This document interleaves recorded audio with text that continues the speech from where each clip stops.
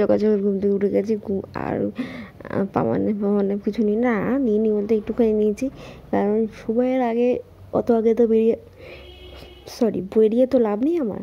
তো তার জন্য পাওয়ার ন্যাপটা আমি নিয়েই নিয়েছিলাম হালকা। তো উঠে এখন কাজকর্ম তো সেরেই নিয়েছি, মনটা প্রচণ্ড খুঁত করছে একটা কারণে। তো যাই হোক, আর এদিকে প্রচণ্ড রোদ উঠছে। তো এই গাছটা আমি রেখে দিয়েছি এখানে। আরও কিছু গাছ রাখার ইচ্ছা আছে, কিন্তু সত্যি কথা বলতে আনতে পারি না, রাখতে পারি না, তার একটা কারণ আছে। তোমার সাথে কোনো একটা সময় সেই কথাটা আমি শেয়ার করব। গাছ প্রচণ্ড ভালোবাসি, ফুল প্রচণ্ড ভালোবাসি।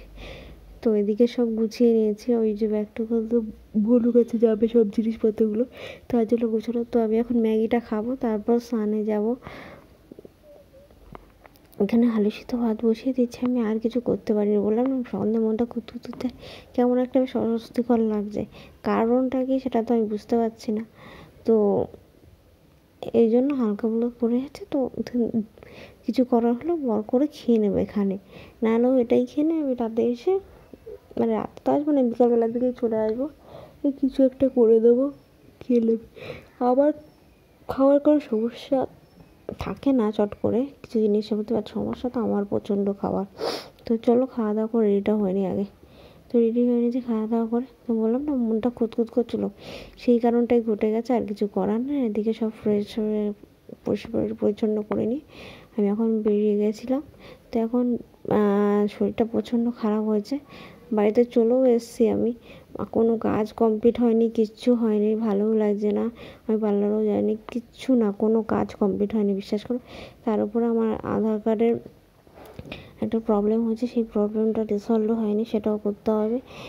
কবে করবো কী করবো জানি না, বাট এর মধ্যেই করতে হবে। আর এই নাইটিটা মায়ের থেকে নিয়ে এসেছি, মা দিচ্ছিলোই হাফ হাতা নাইটি। আমি বললাম তুই আমাকে ফুল হাতা দিয়ে দাও, হাফ হাতাগুলো অনেকগুলোই আছে, তো শীতও পড়ে গেছে, ফুল হাতাগুলো দিয়ে দাও। আমাকে সেই কিনতেই হবে, তাই বললাম কিনেই দাও তুমি। তো আর একটা জিনিস আছে, সেটা ওনার পিসি দিয়েছে, ওটা আমি রেখেই এসেছি, পরে নিয়ে এলে তোমার সাথে দেখাবো।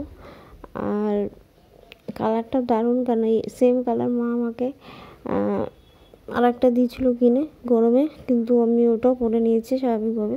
এটাও পরে নেবো, কিন্তু আমি এটা ধুয়ে পরবো, আমি ধুয়েই পরি।